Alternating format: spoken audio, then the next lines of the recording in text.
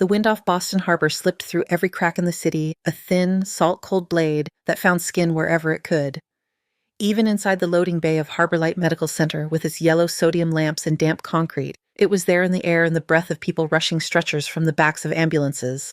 Dr. Claire Monroe stepped aside as a paramedic pushed past her, the stretcher rattling over the threshold. The smell hit first, as it always did. Antiseptic coffee gone bitter on a hot plate, sweat soaked through winter coats. The background noise of monitors, wheels, and voices folded together into a steady, nervous hum.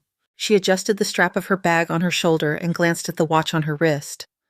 A scratched field watch olive nylon band darkened where it had rubbed against skin and sand and blood. The second hand ticked past the 12, hesitated for the briefest moment, then moved on. Claire watched it, one beat too long. "Dr. Monroe, you coming or just timing us all day?" Julia Ramirez called from the nurse's station. Her voice cut cleanly across the noise. Claire lifted her head. "You wish I had that kind of free time, yeah," she said, and the corner of Julia's mouth tugged up. Julia had been in the Harbor Light Emergency Department for almost 15 years. She wore her badge and trauma shears like armor.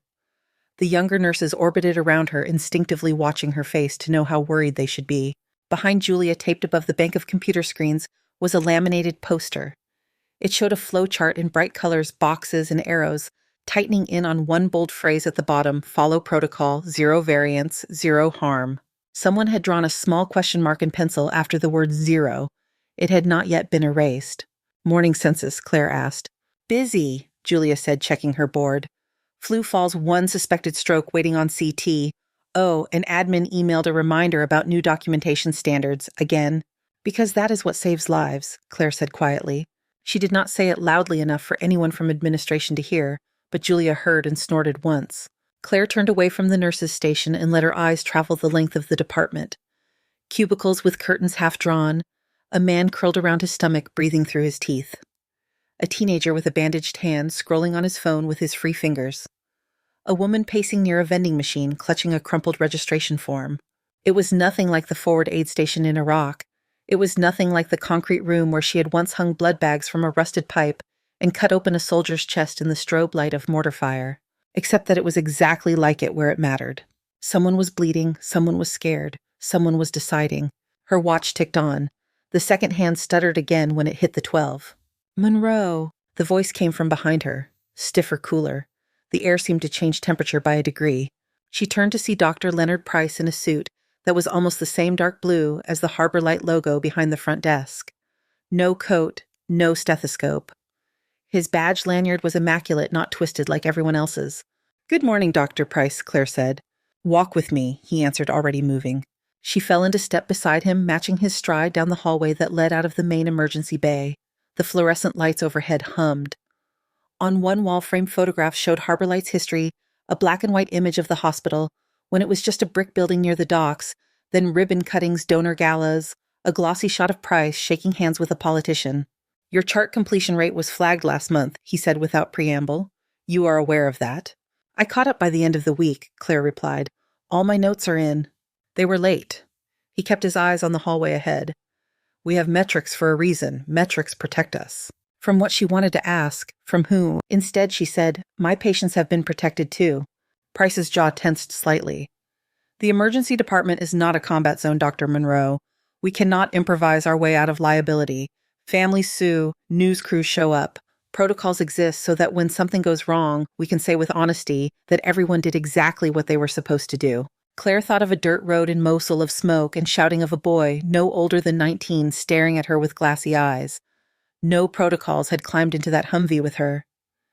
There had been no time for consent forms when his chest stopped rising. "Right," she said. "Exactly what we're supposed to do." They passed a door marked "Stair Access" in red block letters.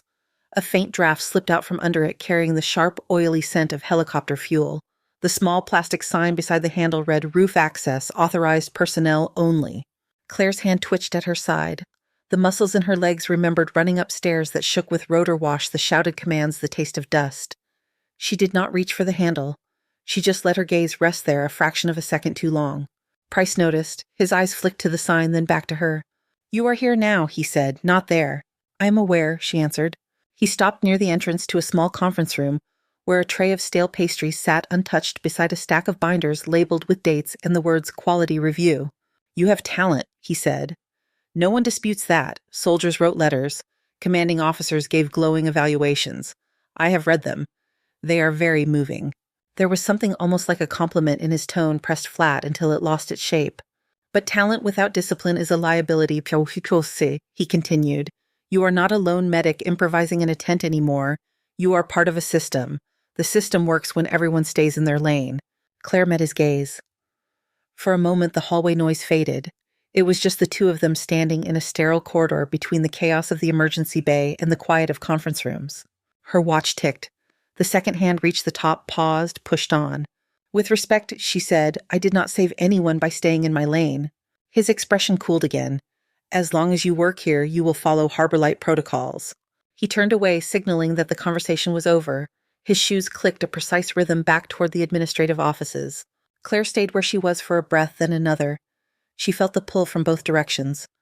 Behind her, the emergency department loud and messy, full of immediate need.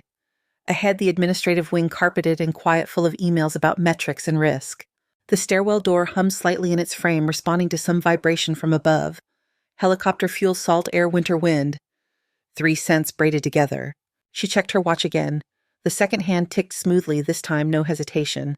Dr. Monroe. Julia's voice crackled over the intercom speaker near the ceiling, the first note of urgency in it. Claire, we need you back in trauma, Julia said. Ambulance just called in. Elderly male unresponsive ETA 2 minutes. The hum of the department seemed to rise a little as if the building itself inhaled. Claire took one last look at the stairwell door, then turned her back on it and walked quickly toward the light and noise of the emergency bay. Her footsteps joining the rhythm of everyone else who was already moving. The trauma bay had shed its sleepy hum. By the time Claire stepped back through the sliding doors, the air had tightened. Voices were sharper, footsteps quicker.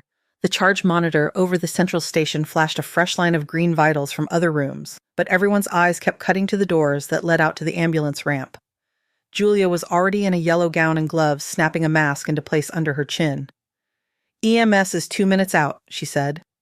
72-year-old male found unresponsive at home. Wife started CPR, no known DNR on file. Name, Claire asked. Park, Henry Park. They faxed demographics on the way in. Claire nodded once. Get respiratory in here. And a crash cart that actually has everything plugged in. On it, Julia said, already waving a respiratory therapist over. They moved through the bay with practiced efficiency, nurses pulling back curtains, clearing a bed in Trauma 2. The overhead lights flicked brighter as a tech hit the switch. Cabinets opened and closed with hollow thuds. Plastic wrappers crackled as kits were torn open. Claire checked her watch. The second hand crept to the top. Tick. It shuddered once, then slid past 12. Her jaw tightened. The radio squawked from its mount near the nurse's station. Harbor Light Med 1, approaching your bay now. 72-year-old male, no pulse on our arrival, downtime unknown. 3 rounds of epi, 2 defibs, regained a narrow, complex rhythm for about 30 seconds, lost it again. Intubated. Currently in PEA, CPR in progress. Pressure unreadable, ETA 30 seconds. Julia picked up the receiver, answered, hung it back with fingers that showed no tremor. Attending, Claire asked. Dr. X. Shaw is stuck on I-93, Julia said. Pile up by the tunnel. He called in. Traffic's at a standstill. Claire absorbed that in silence. The policy board on the wall near the charged nurse desk might as well have been whispering. Attending must be present for thoracotomy. Senior residents may not perform invasive cardiac procedures without direct supervision. She could recite it. She had signed acknowledgments with her own hand. Outside sirens cut suddenly. The doors from the ambulance bay slammed open under the hands of a paramedic backing in a stretcher. The wheels hit the threshold, jolting the body on it. Henry Park was smaller than she had pictured, his frame swallowed in blankets and straps. His gray hair was matted with sweat skin, waxy, a blue tinge at the lips. A tube protruded from his mouth, secured with white tape streaked with a hint of pink. His chest rose and fell under the heels of another medic's hands. On my count 3, the medic grunted. 1, 2, 3. They slid the patient to the hospital bed in one practiced motion. The mattress hissed under the sudden weight. 72-year-old male, the lead medic said, breathless. Found by wife on the kitchen floor. She says he was talking, then just dropped. Started compressions after the dispatcher coached her. We arrived maybe 8 minutes later. Initial rhythm V-fib, Shocked twice, went to PEA, lost pulses again 5 minutes out, compression since. A nurse pressed a stethoscope to Henry's chest. No heart sounds. Another nurse cut away the remaining buttons on his shirt. Cold air washed over his pale skin. The smell of sweat and something metallic rose from him stronger than the scent of antiseptic. Continue compressions, Wojciech, she said. Give another round of epi. Check pupils. Blown to the respiratory therapist called. Fixed. The intern on the other side of the bed, a young man with a buzz cut and a badge that still shone new, glanced up at her. His eyes were too wide. How long has he been down total? Claire asked the medic. Best guess 25 minutes, Faye said. Wife is outside. She's a mess. Claire looked at the monitor. A slow, jagged line crawled across, then flattened, then flickered again with no real pattern. The room swayed around that single green line. Her watch ticked. The second hand reached 12, hesitated. A faint vibration somewhere in the wall hummed through the soles of her shoes. She wondered if the helicopter pad above was empty, or if there was a bird sitting there waiting for a different emergency. Her throat tasted like metal for a moment. Another 2 minutes of compressions, she said. Then, rhythm check. Julia moved to the head of the bed, watching Claire's face instead of the monitor. She knew that look, the way Claire's pupils narrowed, the way her jaw tilted left when she was weighing more than just numbers. Dr. Monroe, the intern said, voice tighter. Policy says after 20 minutes of unsuccessful resuscitation, we can consider stopping, over 20 now, with fixed pupils. He was not wrong. The words hung between them like another line of text on the laminated chart in the break room. Pulse check, sir, Claire said.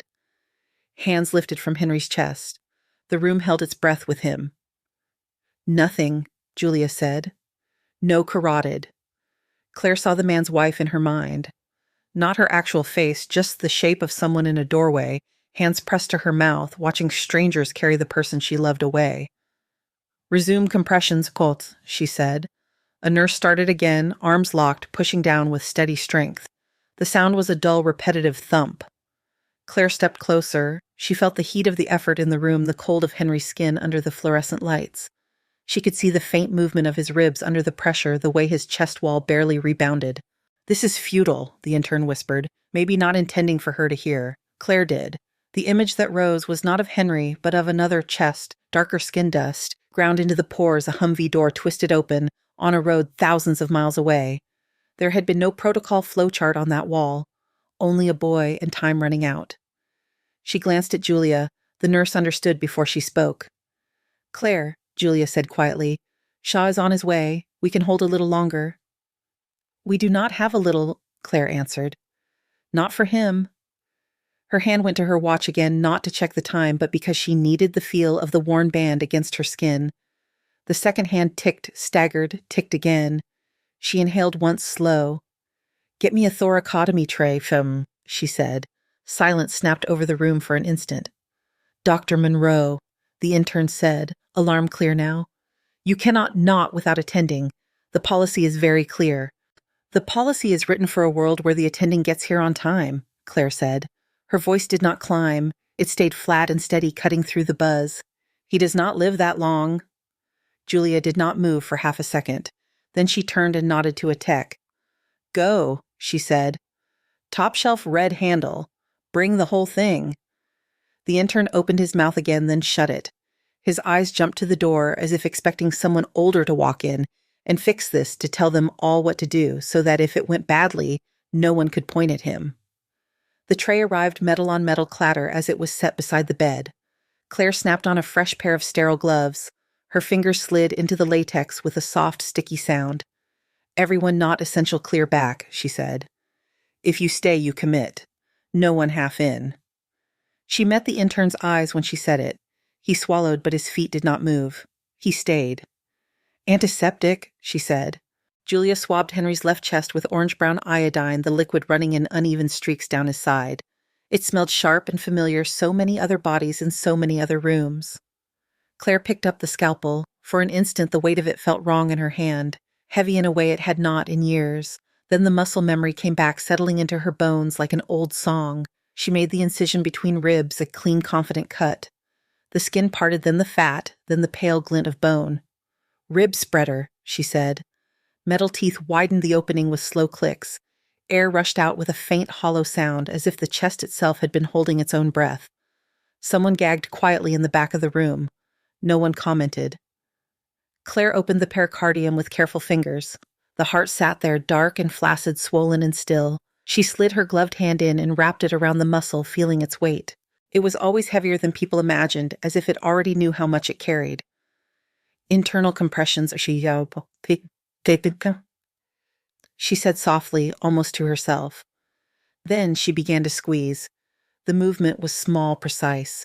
Her fingers pressed or released, pressed, released. The heart shifted under her palm. For a moment, nothing. "Come on," Julia breathed. The monitor flickered. A tiny blip appeared, then another. An organized rhythm, first thin, then a little more defined. "I have something," the nurse at the monitor said.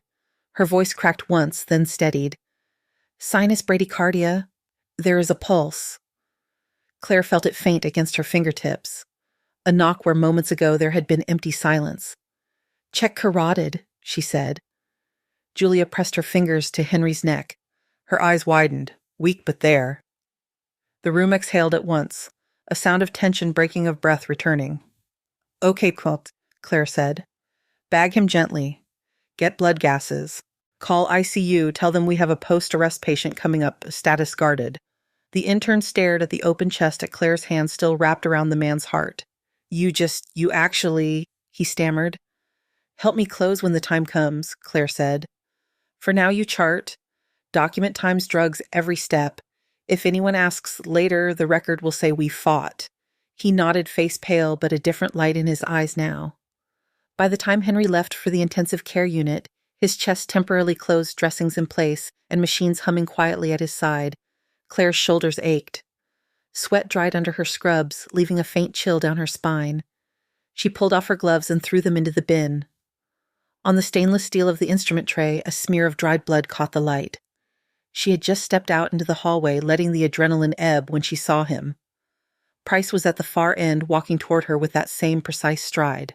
His tie was straight, his face was not. His eyes dropped to the faint line of iodine staining her cuff, then to the trace of blood on her sleeve. "Dr. Monroe," he said. The words were clipped. "My office. Now." There was no conversation walking this time, no photographs or polite framing, just a silent, charged walk down the hall, past the stairs, past the door, with the helicopter smell into his carpeted domain. The door shut behind them with a soft click.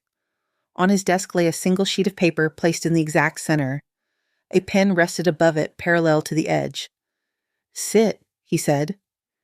She remained standing. He looked up at her. There was a flush high on his cheekbones now.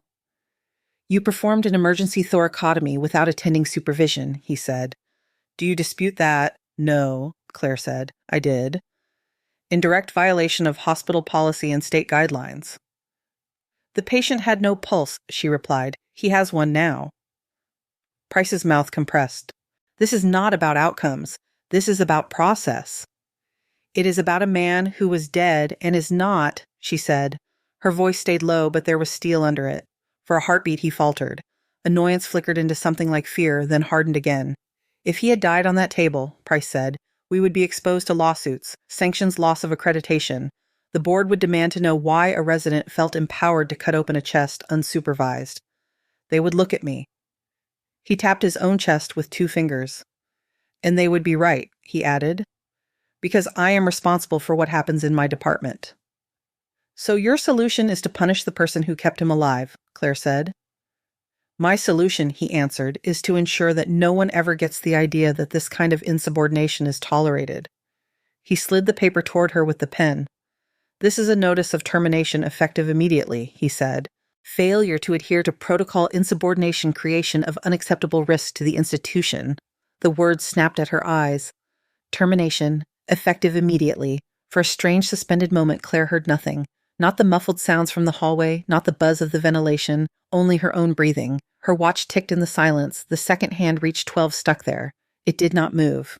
"If you refuse to sign Price said, "we will proceed through formal channels. It will be messier for you. This way you leave with minimal noise." Minimal noise, she thought, as if the lack of heartbeat in a body had ever been quiet. She picked up the pen. Her fingers left faint smudges of dried iodine on the barrel. One question, she said. Price waited. If it were your father on that table, she asked. Would you prefer I waited for the right signature? His jaw worked once. The answer flashed in his eyes before he covered it. This conversation is not about my family, he said. It is about families, she said. All of them. He did not reply. Claire bent and signed her name on the line. The ink glided smoothly across the paper as if nothing was breaking. She set the pen down carefully. Leave your badge with HR before you go, Price said. Security will escort you to collect your things. She walked out without another word. The locker room felt smaller than usual, the air thick with the scent of deodorant detergent and a hint of bleach. Her white coat hung on its hook, creased at the elbows pockets, heavy with pens and folded papers. She took it down, smoothed the front, then folded it once and laid it in her bag. She unclipped her badge from her scrub top. The little plastic rectangle with her photo and name swung for a second from her fingers before she dropped it into the cardboard box HR had provided.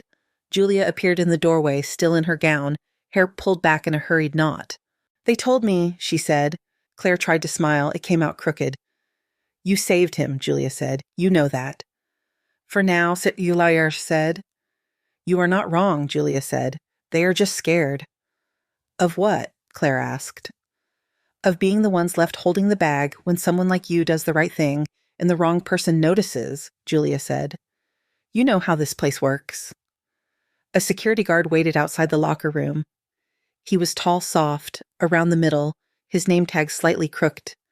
He had held doors open for Claire 100 times, nodded to her when she came in for overnight shifts. Dr. Monroe, he said quietly. I'm supposed to walk you out. Of course, she said. They crossed the emergency bay together. Some of the staff looked up, then looked away. Others raised their hands, small gestures that tried to say more than time allowed. At the main entrance, the automatic doors parted, letting in a sheet of cold and the smell of exhaust and salt. I heard about Mr. Park, the guard said suddenly. My cousin used to work with him at the shipyard. Claire paused. Thank you for what you did, Beth, he said. Most people do not get a second chance. You gave him one. Her throat tightened. She nodded once, unable to find a reply that would not break her voice. Outside, the sky over Boston Harbor was the color of unpolished steel. She walked to her car, her shoes loud on the frozen pavement. Inside the Subaru, the silence felt heavy. She closed the door and the world shrank to the dash, the steering wheel, the faint smell of coffee from an old travel mug in the cup holder. She set the box of her belongings on the passenger seat. It rattled softly, a pen rolling against a framed photograph. The photo showed her in tan fatigue standing in front of a tent with 3 other medics. Someone had written Monroe the Machine on the bottom in black marker. Her phone vibrated in her pocket. A text from her mother blinked on the screen. How is Boston honey staying warm? Dad saw snow on the news. She stared at the message for a few seconds, then typed back, busy, all good here. She deleted all good once, then wrote it again. Sent it. Her hand drifted to her watch. The second hand was still stuck at the top. She lifted it to her ear as if she might hear the mechanics straining. For the first time since basic training, she took the watch off. The imprint of the band showed pale against her skin. She hung it on the rearview mirror. It swung once, catching a dull glint of gray light. Her phone rang before she could turn the key. Unknown number. Local area code. For a moment, she considered letting it go to voicemail. Then she thumbed it on. This is Dr. Monroe. A woman's voice came through, thin and shaky. Dr. Monroe, I hope this is the right number. They said at the desk that you were the one. My name is Linda. Linda Park. Claire sat a little straighter. The car felt smaller. Mrs. Park, she said. How is your husband? They say he is in the intensive care, Linda said. There are tubes and machines, and I do not understand half of what they tell me, but he squeezed my hand. He opened his eyes for a second.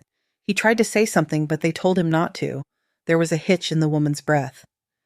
He keeps trying to write, Linda said. He wrote your name. Sort of. CLA. That was enough. Claire stared through the windshield at the brick wall of the parking structure opposite. Her vision blurred at the edges. "I wanted to say thank you," Linda went on.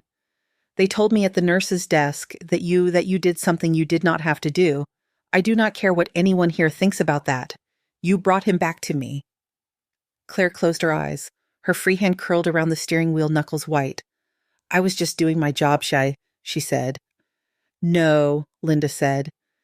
"You did more than that. You were brave when it counted." The words hit harder than the termination letter had. "Take care of yourself," Claire managed.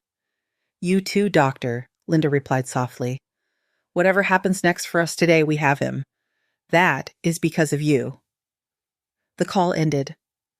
The phone screen went dark. Claire let her head fall back against the headrest. The breath that came out of her was not quite a sob, but it trembled.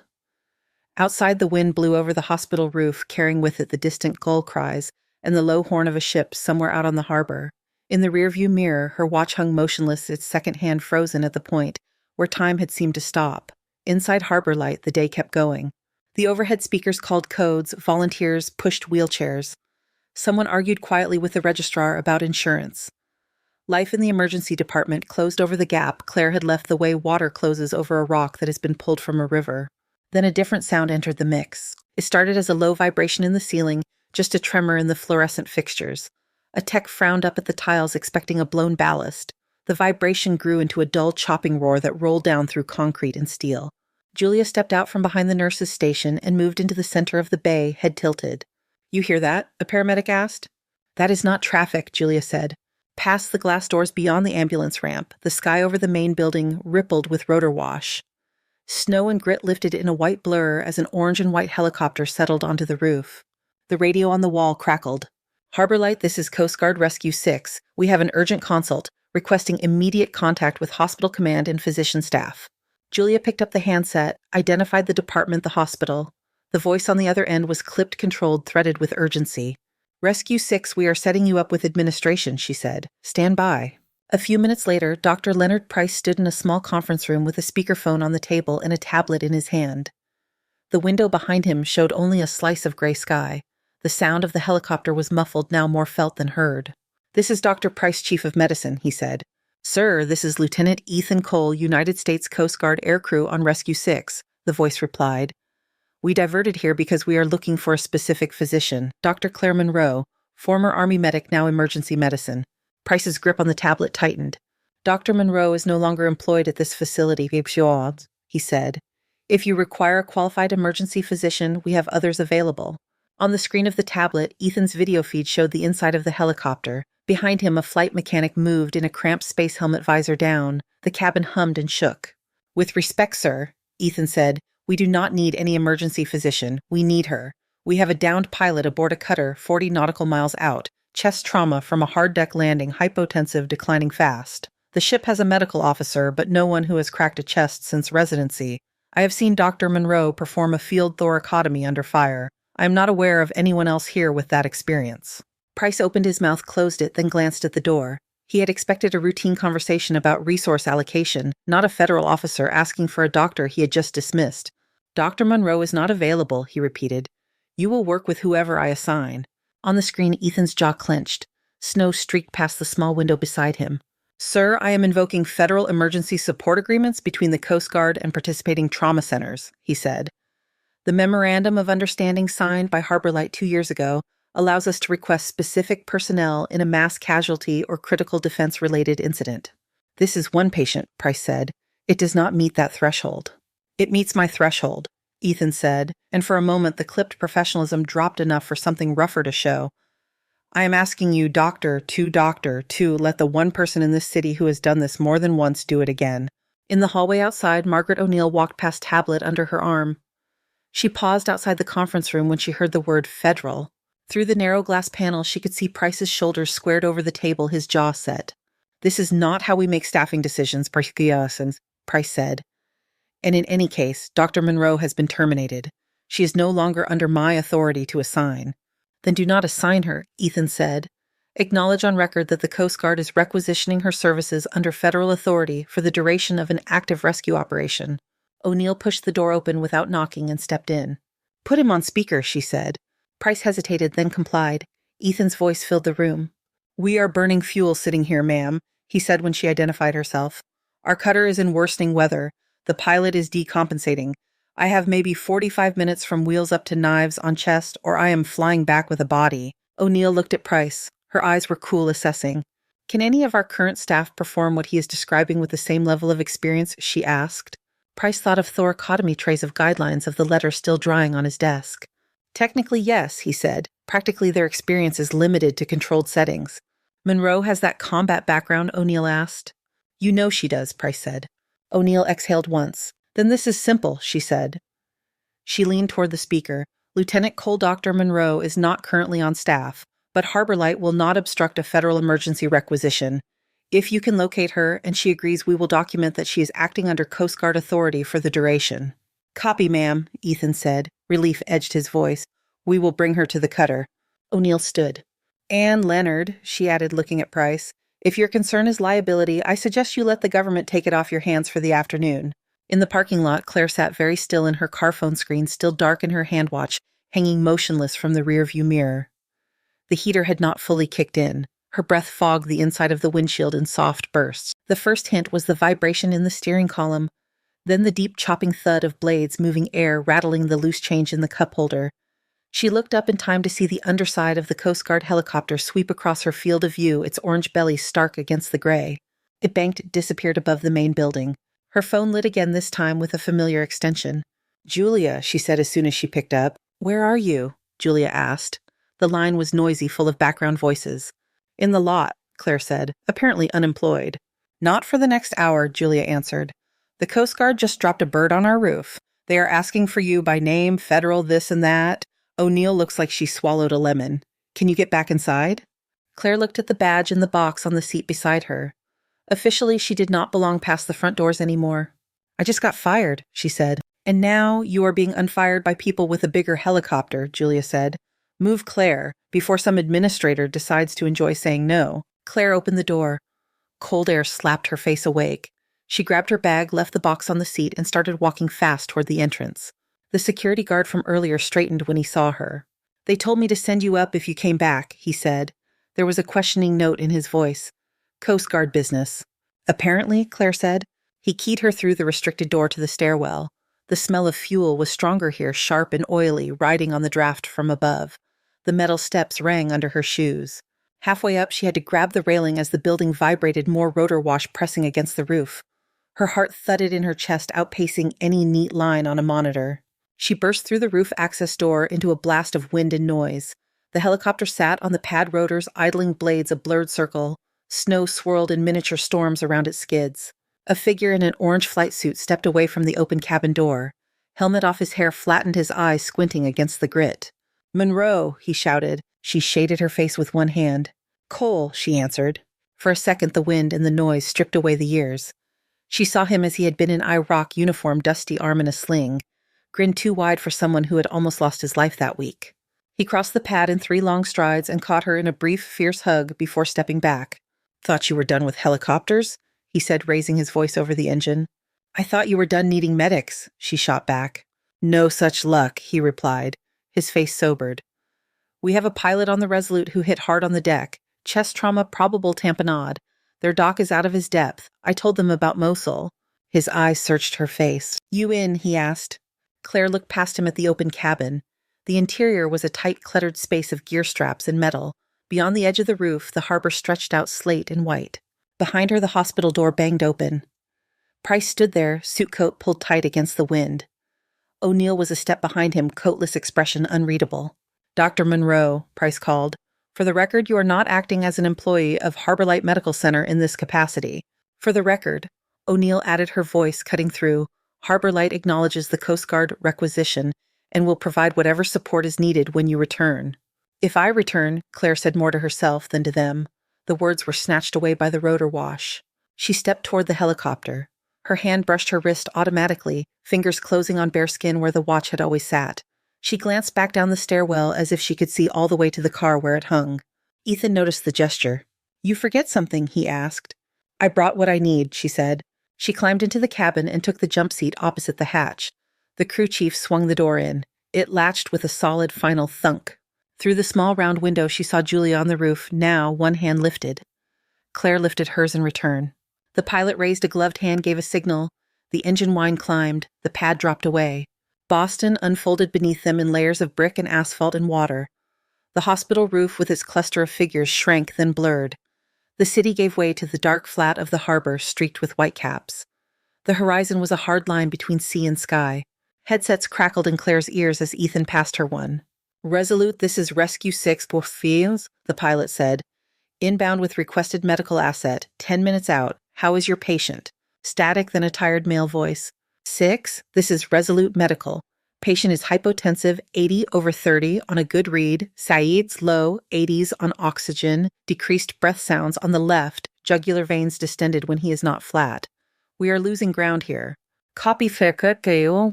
No, copy," Claire said into the mic. "This is Dr. Monroe. Sounds like cardiac tamponade. Prepare for emergency thoracotomy on arrival. I will need whatever chest tray you have blood in hands that will not faint." There was a pause on the other end. "Doctor," the voice said, "you have them." The helicopter flew on toward the gray line where sky met sea. Claire rested her hand on her bare wrist, felt her own pulse, and let her training pull a calm layer over everything else. The cutter rose out of the gray like a block of metal torn from the sea. From the helicopter door, Claire saw its bow punch through the swell white water, exploding off either side. The deck was slick with spray crew in orange vests and helmets moving in quick bursts of color. 2 minutes, the pilot said into her headset. "Weather is not friendly. We will set you down and come off power as little as possible." Claire nodded even though he could not see her. Her fingers closed around the strap near her shoulder. Her bare wrist itched for the familiar weight of the watch that was hanging back in her car. The closer they got, the more the helicopter shuddered. The rotor washed through sheets of water sideways. The cutter corrected listed again. "Hold on," Ethan said from the seat opposite. His eyes were steady, but the set of his jaw was the same as it had been in Iraq, that stubborn refusal to admit nervousness. The skids kissed the deck and bounced before settling. The deck crew rushed in, lunging for the tie-down points. Someone yanked the door open. Salt air and diesel exhaust poured into the cabin. Claire followed Ethan out, ducking instinctively under the spinning blades. Wind slapped her scrubs against her legs, drove cold straight through the thin fabric. Boots thudded under her feet, rubber on non-skid metal. A man in a dark blue jacket with captain's bars at his collar met them near the superstructure. His hat was gone hair-plastered to his forehead with spray. "Captain Reyes," he said, raising his voice, "you must be Dr. Monroe." "Yes, sir," she answered. He jerked his head toward the hatch. "Right this way. Our medic has him in the infirmary. It is not pretty." The corridor inside was narrow pipes running along the ceiling. The ship's motion was more noticeable here, a slow, constant sway that tugged at balance.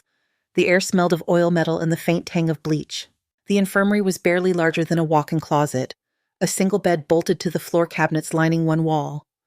Medical equipment that would have looked old even in a land-based clinic. The patient on the bed was strapped to keep him from rolling. His flight suit had been cut away from his chest. His skin was pale under the harsh fluorescent light, lips tinted blue, sweat beading at his hairline. Clear plastic tubing snaked from his mouth to a bag that rose and fell under someone's hand. "Lieutenant Ryan Gallagher," the ship's medical officer said. He was in his 40s, dark circles dug under his eyes. Impact to the chest when the helo came down hard. Gave him fluids, oxygen chest tube for suspected pneumothorax. It is not enough. Claire moved closer. The ship rolled and she spread her feet a little wider to stay upright. She placed her fingers on Ryan's neck. His pulse was thready, barely there. The monitor showed a narrow, complex rhythm crawled low across the screen. Blood pressure numbers on the side hovered in the 80s/30s, then dropped, flickered, rose a hair. His jugular veins were distended. Breath sounds on the left were distant. His heart sounds when she put her stethoscope to his chest were soft, muffled, as if coming through a wall of cotton. "Probable tamponade from chest trauma," she said. "He is compressing his own heart." The medic swallowed. "I thought so. I have only ever seen it in textbooks." "We do not have an echo," the medical officer said. "No imaging, no lab except what you see there." Ryan's eyes fluttered. For a second they opened, brown glassy fighting to focus. "Easy," Claire said. "Do not try to talk." His gaze moved past her to the insignia on her borrowed coat. His lips formed a vague shape, something like Doc. She picked up his hand, briefly squeezed it, then set it down again. "If we do not relieve the pressure, he will arrest," she said, turning back to the medical officer. "When he arrests, chest compressions will not work. The sac around his heart is full of blood. We have to open it." The officer looked toward the captain, then back at her. In this room, he asked. On this ship, in this sea. We do not have anywhere else, she said. We do not have time. The captain's eyes were on her, not on his officer. You have done this before, Reyes asked. Yes, Claire said. She did not add how many times and how many dusty aid stations on how many metal tables that were never meant for surgery. Reyes nodded once. Tell us what you need. A chest tray, the sharpest scalpel you own, suction away to keep his head lower than his legs, and people who can follow orders, she said. If anyone thinks they might pass out, step out now, and I will not hold it against you. No one moved. The medical officer opened a cabinet and pulled out a metal box with latches. It rattled when he set it down, instruments clinking inside. The tray was bare bones but workable. She sorted quickly, making neat rows where there had been a jumble. Alcohol and iodine swabs came from another drawer. The smell rose immediately, cutting through the oil and sweat. Strip his chest completely, she said to the medic. I need full access. I can assist, the medical officer said, stepping to the opposite side of the bed. Tell me where you want me. At the heads once we start, she said. Watch his airway, his pressure. Keep talking. Captain, I will need someone to manage the light and hand me instruments. You comfortable with that? Reyes gave a short, humorless huff. You get him home, I will hold your flashlight any way you want. Claire scrubbed at the small sink in the corner until the water ran hot. It stung her already cracked knuckles. She dried her hands on a rough towel that smelled faintly of detergent and sea. Gloves went on that same soft snap at the wrist. The ship swayed under her feet. She bent her knees slightly, finding a stance that let her move with it instead of against it. She painted Ryan's chest with iodine. The fluid ran in crooked paths toward his side, catching in the grooves between ribs. Scalpel, she said. The blade felt different from the hospital ones. Heavier, slightly duller, but still with enough bite. She made a long incision along the left side of his chest, deliberate, steady. Blood welled up dark and thick. Retractor. Metal teeth spread the ribs apart with a slow ratcheting sound. The smell beneath was a mix of copper salt and something raw. The room narrowed to the space between his ribs. The rest of the ship faded. The hum of engines and muffled clang of something dropped on the deck above became background for a different rhythm. She opened the pericardium with delicate cuts. A rush of dark blood spilled out. The sac collapsed around the heart like wet paper. That is the pressure, she said, and suction, all of it. The medic fumbled once with the tubing, then corrected, drawing the pooled blood away. Ryan's heart came into view, purple, distended, barely twitching. Claire slid her hand and fingers, wrapping around the muscle. It was colder than she wanted it to be. Internal compressions, she said quietly. She squeezed, released, squeezed again, timing her movements with the faint electrical activity she could see on the monitor. The heart responded sluggishly, then a little more. Pressure climbing, the medical officer said. His voice rose. 90/50. Rhythm is more organized. Keep bagging, Claire said. Gentle, do not blow out his lungs. She felt a stronger push back against her palm. The heart kicked not much, but more than before. Come on, Ryan, she said under her breath. Stay in the fight. The captain stood near her shoulder, the portable lamp he held now, steady his knuckles white on the handle. Pulse at the wrist? The medic said, disbelief in his tone. I have a pulse. The infirmary seemed to exhale. Shoulders dropped.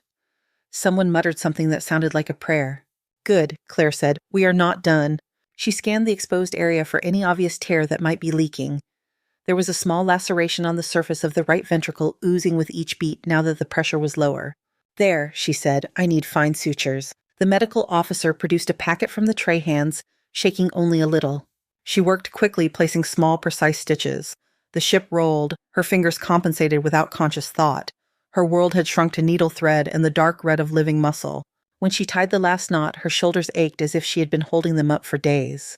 Check his pressure, she said. 110/60, the man at the monitor said. Heart rate 90 regular, sats up to 95. Claire eased her hand away from the heart, ready to dive back if it faltered. It did not. It continued on its own, a solid, reassuring thump against the open space of the chest. She let herself breathe out. Pack the pericardium gently, but do not close it, she said. We want room for swelling. We will close the chest enough for transport and let a proper operating room do the final work. They worked as a team, now faster, more confident. Gauze clamps, needle drivers moving in rhythm under her direction. The retractor came out. The ribs came together as well as they could. The skin was closed in rough but serviceable stitches. When it was done, Ryan looked almost peaceful despite the dried iodine smeared across his torso and the tubes still snaking from his body. The captain set the lamp aside. He flexed his fingers once as if surprised to find them stiff. Doctor, he said, voice lower, you just gave my pilot a chance he did not have this morning. I bought him time, Claire said. He still needs an intensive care unit and surgeons who do this every day. Reyes inclined his head. Time is more than we had. He stepped to the bedside, took in the sight of his crewman, then looked back at her. He has a wife in Norfolk, he said. 2 kids. The boy is 8, the girl is 5. Tried to show me a picture every time we sailed. I told him I did not need to see his kids again. I regret that right now. Claire thought of Linda Park, of the tremor in her voice on the phone, the shape of gratitude that had hurt to hear. Send them one more picture when he is awake, Claire said. The medical officer wiped his forehead with his sleeve. He was grinning now, a bit wild. I have never seen anything like that, he said. How were you not terrified? Fear is normal, she said. Panic is optional. He huffed a short laugh. Remind me never to complain about rough seas again. By the time the helicopter lifted off from the cutter again, Ryan was secured for transfer lines, tape dressings checked twice. The hum of the engine sounded different to Claire on the ride back, less like a warning, more like a promise. She sat with her back against the cold metal wall of the cabin, Ethan across from her. Salt had dried on his flight suit in pale streaks. You never slow down, do you? He said. There was admiration there and something like concern. If I had slowed down in there, he would not be alive, she said. He nodded once. News is going to eat this up. I do not care about news, Shreya. She replied. He raised an eyebrow. Maybe you should.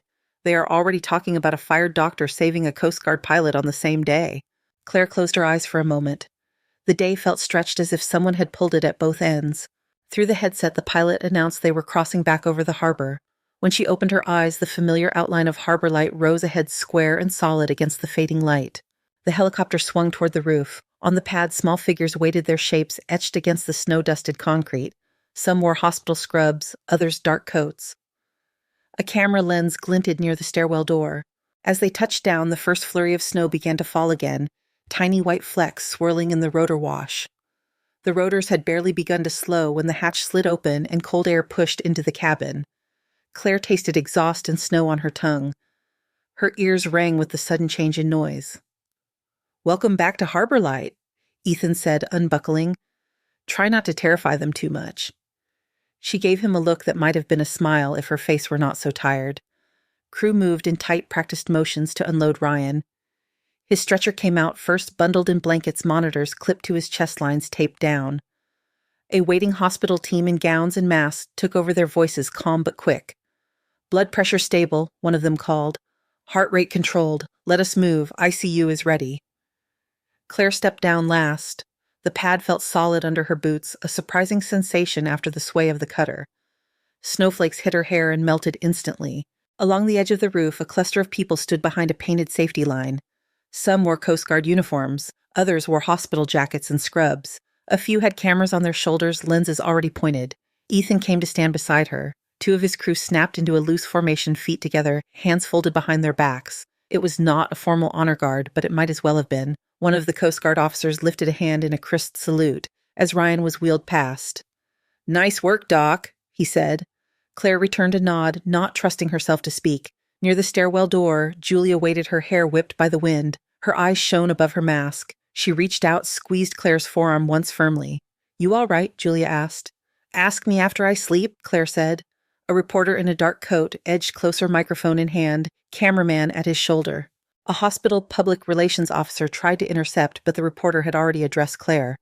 Doctor, is it true you were fired this morning for breaking protocol, then called out by the Coast Guard to perform the same procedure at sea? He shouted over the lingering thrum. The words hung in the whirling air. Claire looked at him. The camera light reflected in his eyes. I acted to save lives, she said. In both places. That is all I am going to say. The reporter opened his mouth to push, but O'Neill appeared at his elbow, smile polite and firm. That will be all for now, she said. Let the medical team do their jobs. She shepherded him back a step, enough for Claire to slip through the door and into the stairwell. The noise of the helicopter cut off as the door closed. In its place came the familiar hospital sounds. Footfalls on concrete, distant beeps, the rise and fall of voices. Claire leaned against the cool wall for a second. Her hands were beginning to tremble now that no one needed them to be still. By the time she reached the main level again, the cameras were ahead of her. A local news station had set up near the entrance. On a screen in the waiting room, her own image flickered, delayed by a few seconds. The graphic beneath read, Fired Doctor Helps Save Coast Guard Pilot. In his office, Dr. Leonard Price watched the same feed on a flat screen mounted to the wall. The sound was low, but the captions rolled in a steady line across the bottom. A photo of him from a hospital brochure appeared in the corner when the anchor mentioned administrative decisions under review. He muted the volume entirely. On his desk lay the copy of Claire's termination notice, the ink fully dry now.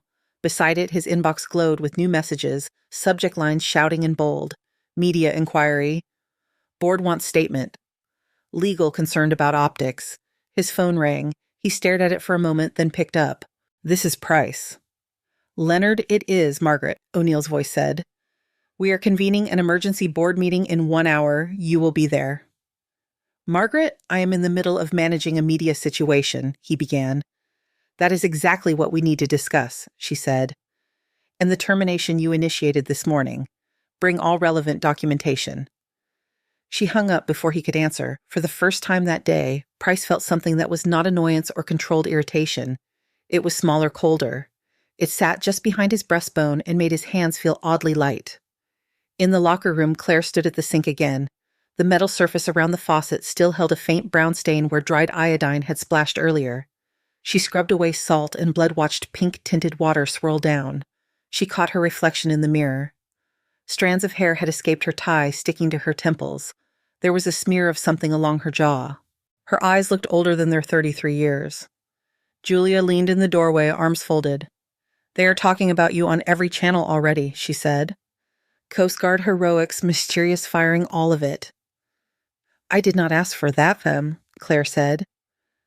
I noticed, Julia replied, which is probably why people believe it. She stepped closer, lowered her voice. The board is meeting, she said. Price is not smiling. Claire dried her hands slowly. I am not staff anymore, she said. They can meet all they like. Do you want to be? Julia asked. The question landed between them with weight. Claire did not answer immediately. The emergency department was quieter now. A temporary lull between waves. Claire walked through it without a coat, feeling the air conditioning on her damp scrubs. Patients lay behind curtains like pauses in a sentence. A child slept in a chair with a blanket over his shoulders, open comic book on his lap. A man stared at a spot on the wall, lips moving in a silent prayer or rehearsal. As she passed Trauma 2, she saw the empty bed where Henry Park had been. Fresh sheets were on it, crisp and clean. The monitors were quiet. He was in ICU now in another part of the building. Claire stopped, hand resting on the doorframe. Then she moved on. On the top floor, in a conference room that smelled faintly of coffee and old carpet, 12 members of the Harbor Light Board took their seats around a polished table. The television on the wall was muted but running. The news showed helicopter footage looping the hospital rooftop, a stage in the winter light. Price sat near one end. His tie was still straight, his posture correct, but his fingers tapped once on the folder in front of him before he made them lie flat. Margaret O'Neill sat at the head. She wore reading glasses low on her nose, a pen in her hand. She did not look at the screen. She was looking at Price. Let us begin, she said. A legal counsel cleared his throat. The matter at hand, he said, is the termination of Dr. Claire Monroe and the potential impact of that decision in light of subsequent events involving the Coast Guard and the media. He clicked a remote. The television switched to a still image of Claire on the roof, hair blown back, Coast Guard personnel behind her. Price felt every eye in the room shift to that image, then to him. You signed the termination, O'Neill said. Her voice was not hostile, it was precise. Explain your rationale. He opened the folder, though he did not need to. He had rehearsed these points in his head. Dr. Monroe performed an emergency thoracotomy without attending supervision, he said, in violation of hospital policy and state guidelines. Regardless of outcome, that act constituted insubordination and created significant legal risk. If the patient had died, we would be exposed to malpractice claims and scrutiny from accrediting bodies. And the patient did not die, one of the board members said. A woman with a navy blazer and a badge that identified her as representing a patient advocacy group. Correct. He survived the initial event, Price said. His long-term prognosis remains uncertain. But he was alive enough for his wife to give an interview this afternoon, she said. She called Dr. Monroe a hero. I saw it on the way in. That is not the point, Price said, sharper than he intended. We cannot reward staff for ignoring chain of command simply because they get lucky. Lucky, Apash, another board member repeated, an older man with a lined face and a surgeon's hands. I have been in operating rooms for 40 years. From what our senior nurse reported, there was very little luck involved. He flipped through his own copy of the incident summary. Nurse Ramirez's account states that the attending was delayed in traffic, that the patient had been pulseless for more than 20 minutes, and that external compressions were failing, he read. She testifies that without internal massage, he would have been lost. Her assessment is not legally binding, Wolpitz, Price said. Nor is it objective. She was in the room, Okeshte, the surgeon replied. You were not. Silence settled briefly. O'Neill tapped her pen once on the table. Leonard, you know I respect the need for policies, she said. I practiced long enough to see what happens when people improvise care to the point of recklessness. But there is a difference between recklessness and decisive action in the face of unavoidable delay. She gestured toward the muted screen where a new clip showed the cutter rolling in the gray sea. The anchor's caption spoke of dramatic rescue and doctor under fire twice in one day. Today, the public sees a doctor who acted when others could not, O'Neill said. And a hospital that showed her the door. That is the narrative. Is it entirely fair? Perhaps not, but it is rooted in something real. Price swallowed. He felt the cold spot behind his sternum again. If we endorse her behavior, he said, we invite every resident who wants to feel important to slice open a chest and claim necessity. That is not what we are discussing, Ka, the advocate in the navy blazer said. We are discussing whether our environment supports clinicians who make hard calls to save lives or punishes them so thoroughly that the next time someone freezes. The surgeon leaned back, laced his fingers. In cardiac arrests, seconds matter, he said. The law recognizes that in the concept of good faith emergency treatment, our policies may be more restrictive than they need to be. A member from the Finance Committee shifted in his chair. And what of cost if a case goes wrong, he asked. What of cost when a case goes wrong because no one acted? The advocate answered. You cannot quantify trust lost in spreadsheets, but it has weight. O'Neill let the exchange run its course, then raised a hand. We are not rewriting policy in this meeting, she said. That will require careful work. Right now, we must address the immediate question. Was the termination of Dr. Monroe an appropriate response given all we know? Her gaze rested on each face in turn. I believe it was, Colt, Price said. She violated policy that was clear that she acknowledged in writing. And I believe Bapain, the surgeon, said that it was disproportionate. A reprimand, additional oversight perhaps, not an expulsion. Others murmured agreement. The legal counsel spoke again. There is also the matter of risk mitigation in the current media climate, he said. Firing the protagonist of a nationally broadcast rescue may expose the hospital to reputational damage that affects funding, recruitment, and patient volume. You are suggesting we reconsider purely to appease optics? Price asked. I am suggesting that clinging to a decision that appears out of step with public values may harm the institution more than admitting we were hasty, the counsel replied. O'Neill set her pen down. I called this meeting for clarity, Leonard, she said, and I am hearing that there is significant concern about both the decision itself and its fallout. She folded her hands. I will be direct, she went on. You have served this hospital for many years. You brought in grants, navigated regulatory storms. But on this issue, you may have let fear of blame overshadow our core purpose. Price stiffened. If you are asking for my resignation, say it, he said. O'Neill held his gaze. I am offering you the opportunity to step down with acknowledgement of your contributions, she said. If you decline, the board will vote on termination for cause. The room went very still. It was not entirely unexpected. Price had seen the way the tide was moving the moment the Coast Guard helicopter touched their roof. Still hearing the words made it real. He thought of the photographs in the hallway of himself in some of them. He thought of the interns who flinched when he walked by of the emails that began with, per your directive. He thought of Claire Hand deep in a chest making a choice he would never have been brave enough to own. His fingers relaxed on the folder. Very well, he said. I will submit my resignation by the end of the day. Thank you, O'Neill said. There was no triumph in her voice, only a tired acceptance. We will work with you on the statement. The meeting moved on to other details, but the center of gravity had shifted. Claire's absence filled the room, even though her name was no longer on the staff list. Later that afternoon, as the light outside the windows thinned toward early evening, Claire sat in a small cafeteria tucked away from the main lobby. Her tray held a half-eaten sandwich and a cup of coffee that had gone cold. She watched the swirl of people at the other tables. A respiratory therapist laughed too loudly at a joke. 2 nurses compared notes on weekend plans. A janitor in a faded polo leaned against the wall for a moment's rest. Her phone buzzed. Unknown number. She almost ignored it, then answered. "Dr. Monroe?" "This is Margaret O'Neill," the voice said. "Chair of the Harborlight Board. Do you have a moment to talk?" Claire straightened. "Yes," she said. "I would like you to come upstairs," O'Neill said. "Conference room 3, now, if that is possible." Claire hesitated only long enough to look at the untouched coffee. "I am on my way," she said.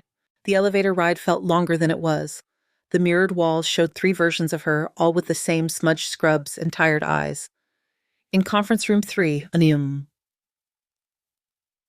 O'Neill sat alone at the table. The television was off. A folder rested in front of her. "Dr. Monroe," she said, standing to offer a hand.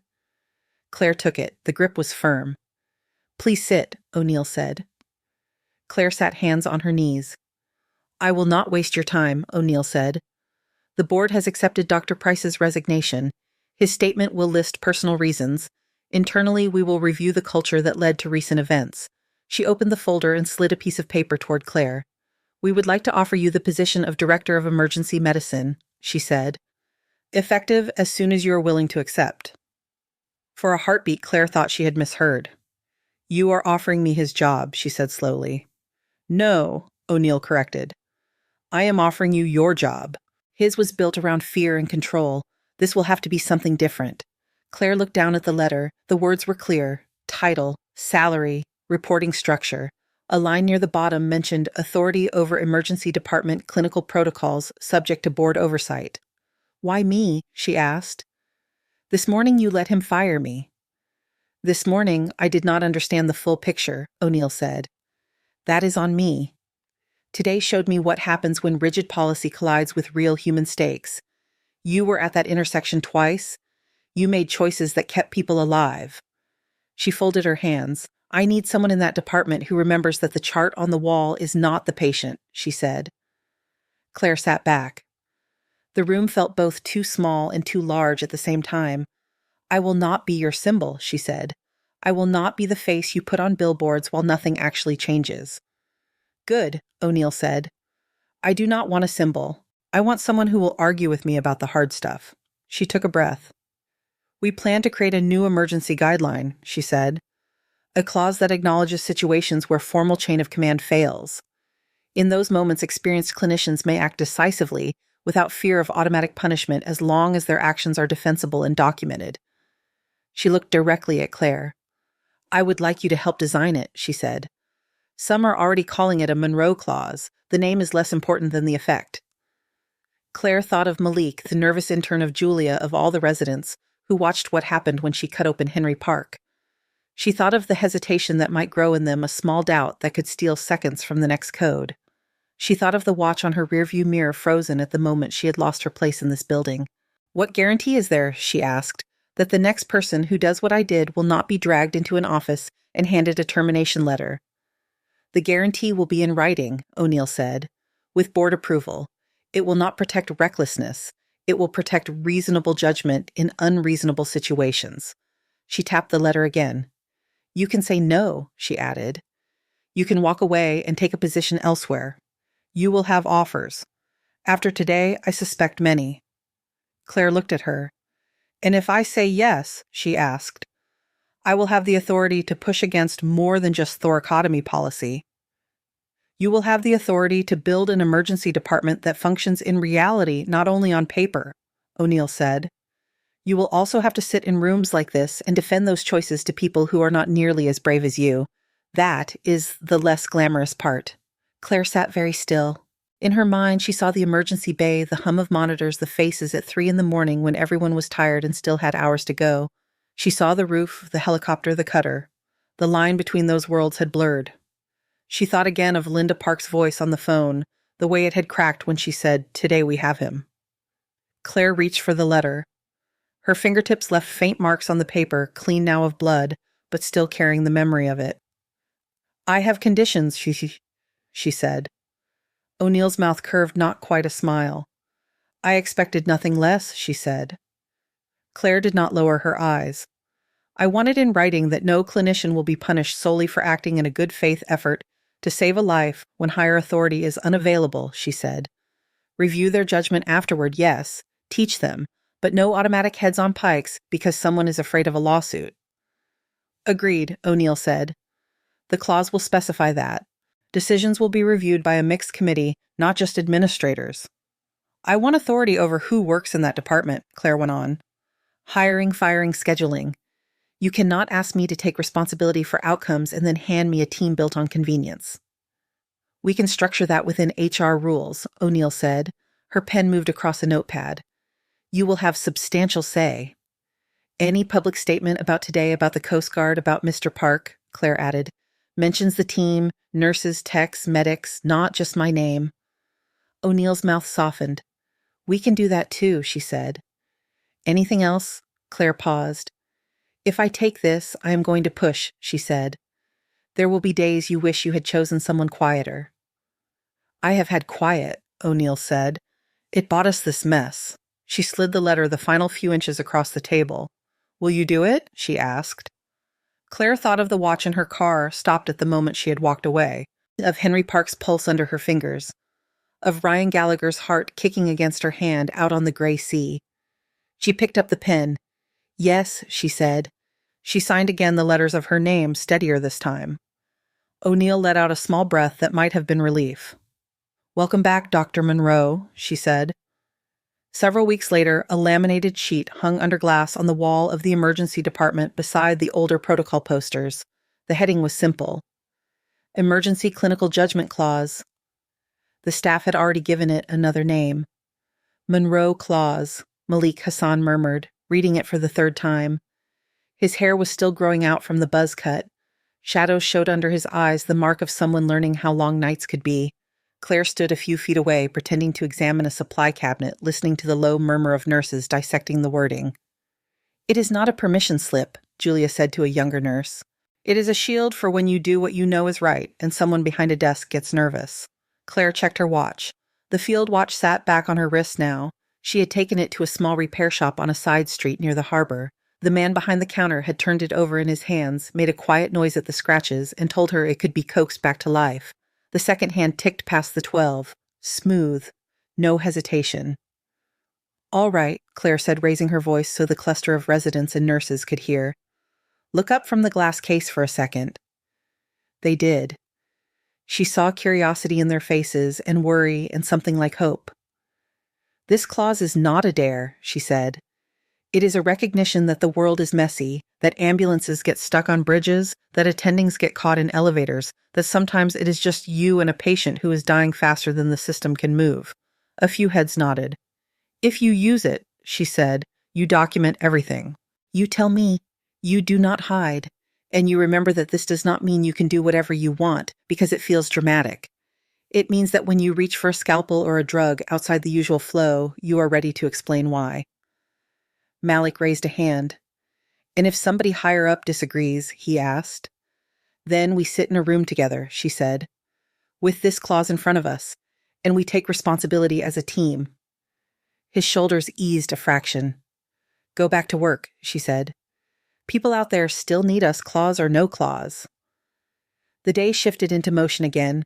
Mid-afternoon brought an elderly woman with shortness of breath, a teenager with a fractured wrist, a middle-aged man insisting he was fine even as his EKG hinted otherwise. The department filled and emptied a tide of gurneys and visitors, and staff weaving patterns in the fluorescent light. Near midnight, as the snow outside thickened, the radio cracked with a new report. "Harbor Light EMS 3. Incoming female 68 chest pain hypotensive ST elevations on the monitor nearest cath lab at your facility. Attending on call unreachable, cell goes straight to voicemail." Julia answered, fingers flying to alert the cath-east team. Malik stood at the edge of the nurse's station stethoscope already around his neck. His eyes flicked once to the glass case on the wall, then to Claire's office door closed for the first time in hours. He walked over and knocked twice lightly. No answer. She ran upstairs to calm a family, Julia said, seeing his look. They lost a child in ICU. Malik swallowed. The ambulance doors burst open. The patient came in on the stretcher, skin-gray hand clutching her chest. I cannot reach Dr. Patel, Yitz, Malik said. He could hear his own pulse in his ears. Phones are dead in half the building. Power weirdness. Backup attending is 30 minutes away, Julia said, checking the on-call sheet. The monitor at the bedside showed the unmistakable tombstone shapes of a massive heart attack. Malik's gaze went back to the claws on the wall. He felt the weight of his ID badge against his chest, the remembered sound of Claire's voice in their last teaching session. If you are waiting for permission while someone dies, she had said then, you are making a choice. Not choosing is also a choice. He drew a breath that tasted of coffee and fear and the sharp metallic smell of saline. Call Cath Lab, he said. Tell them we are activating without attending at bedside. Get consent from the patient if she can give it from the family if not. I will sign my name. Julia looked at him for a long second, then nodded. Okay, Dr. Hassan Kisawa, she said. Let us move. They wheeled the woman toward the elevators at a run, monitors bouncing, IV bags swaying. Malik jogged beside the stretcher, one hand on the rail, the other on the chart tablet. Claire stepped out of a family conference room just as the elevator doors closed on them. She caught a flash of Malik's face, drawn but determined. Who is that with Cath Lab? She asked. Malik, Julia said. He invoked the claws. Claire's fingers tightened around her clipboard. She opened her mouth, then closed it again. Good, she said. She checked her watch. The second hand moved light and sure. Months later, the wind up on the roof felt different. Spring had loosened winter's tight grip on Boston. The air still carried salt and a bite of cold, but there was a softness under it. The helipad had a new sign bolted near its edge. The metal plate gleamed under the afternoon sun. Monroe Landing, it read. Where courage meets care. Claire stood in front of it, fingertips resting on the etched letters. The metal was cool, warming under her touch. Footsteps rang on the concrete behind her. You know, Ethan said, if you keep collecting plaques, you are going to run out of wall space. She turned. He was in civilian clothes, a plain jacket, hands in his pockets. The wind flattened his hair. Without the flight suit, he looked more like someone you might see in line at a coffee shop than a man who dropped into storms for a living. Last I checked, this one was not my idea, she said. I know, he replied. Pilots need somewhere to point when we tell stories, though. He came to stand beside her, squinting out at the harbor. Tankers moved slowly in the distance. A small sailboat fought the breeze. Ryan sent something for you, Ethan said, reaching into his pocket. He pulled out a glossy photograph. In it, Ryan Gallagher stood in a backyard wearing a suit instead of a flight suit. His face still had lines of fatigue around the eyes, but he was smiling. A little girl in a yellow dress hung off his arm, laughing mid-twist. Balloons and streamers blurred in the background. 5th birthday, Ethan said. He wrote on the back. Claire flipped it over. Thank you for giving me this day, the scrawl read, and all the ones between. Her chest tightened, but not in a way that felt dangerous. It was a fullness that pressed up into her throat. She slipped the photo into her pocket. How are you holding up, Director Monroe? Ethan asked. Ask me on a day when the pager is quiet, she said. So never, he replied. They stood in comfortable silence for a while, watching the water. From below, faint through the concrete, came the sounds she knew as well as her own heartbeat. A monitor alarm, a voice on the intercom, an ambulance siren turning into the bay. Her watch ticked on her wrist, marking seconds that did not feel like enemies. Back to it, she said at last. Back to it, Ethan echoed. He gave her a small salute, not quite formal, then headed for the stairs that would take him down to the lobby and out into the city. Claire took one more look at the plaque. Then she crossed the pad to the roof door. The stairwell air smelled of paint and old dust. Her steps rang softly on the metal treads as she descended past the level where Price's office had been, past the conference rooms where decisions had almost gone another way. On the emergency department floor, the doors opened with a familiar sigh. The noise hit her in layers, wheels, voices, the steady, ever-present beeping that meant hearts were still trying. Julia met her near the nurse's station, tablet in hand. Multi-car pile-up on the bridge, she said. EMS says 6 incoming. We have 1 trauma bay open, 2 more we can clear. Malik is already arguing with radiology. Good, Claire said. Let us make some space. She could hear a helicopter somewhere in the distance, the faint rhythmic thud of blades carrying someone else toward them. Her watch ticked. The second hand passed the 12 and kept going smooth and unbothered. Claire Monroe rolled up her sleeves and moved into the flow, her voice, folding into the rhythm of the department, the chaos and the care meeting in the bright humming light. She stepped forward to meet the new storm at the door. Thank you so much for listening to today's story. If this story resonated with you or made you reflect, I'd love to hear your thoughts, so feel free to share them in the comments below. And don't forget to like, subscribe, and hit the notification bell so you won't miss the next story.